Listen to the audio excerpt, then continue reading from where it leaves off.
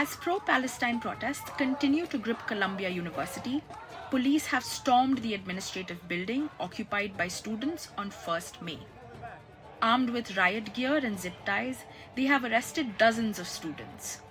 University authorities called in NYPD forces after protesters seized Hamilton Hall the previous day and remained adamant on their demands.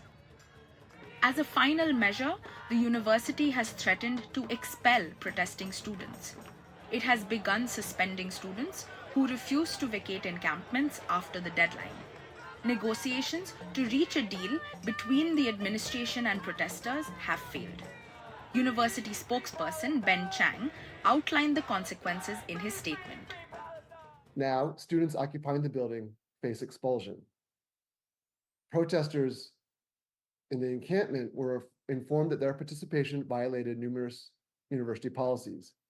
We gave everyone in the encampment the opportunity to leave peacefully.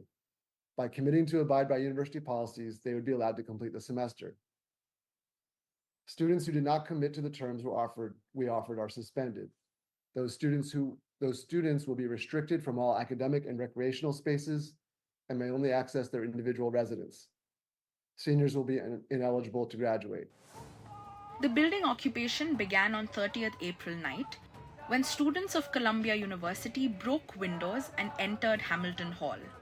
There, they unfurled a banner reading Hinds Hall, symbolically dedicating the building as memoriam to a 6-year-old Palestinian child killed in Gaza. Columbia administration called on the police to clear out protesters after they refused to budge after repeated warnings. Despite in-person classes being stopped, many of the protesters have refused to leave campus. The NYPD then broke through the barricades and entered the occupied Hamilton Hall. They took 30 to 40 protesters into custody and arrested several others. Hamilton Hall is now secure. There's no one else left in the building. The quad is now empty. The only thing that's left is the tents and their property, and that will all be cleared out by the school. I have no reported injuries. No reported injuries. There was no use of tear gas. The NYPD did not use tear gas. In an address, New York City Mayor Eric Adams said the Hamilton Hall occupation had turned destructive, instigated by outside agitators who were not affiliated with Columbia. We will always protect the right to protest, but we must balance that right with the right to keep students, the school, and our city safe. We cannot and will not allow what should be a peaceful gathering to turn into a violent spectacle that serves no purpose.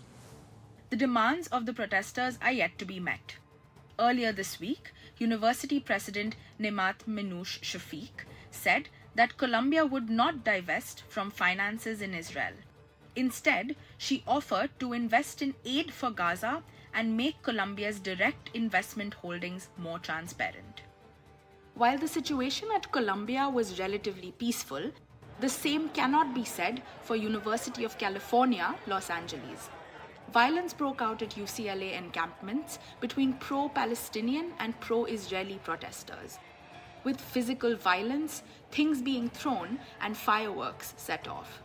The university has urgently authorized California law enforcement to contain the situation from escalating.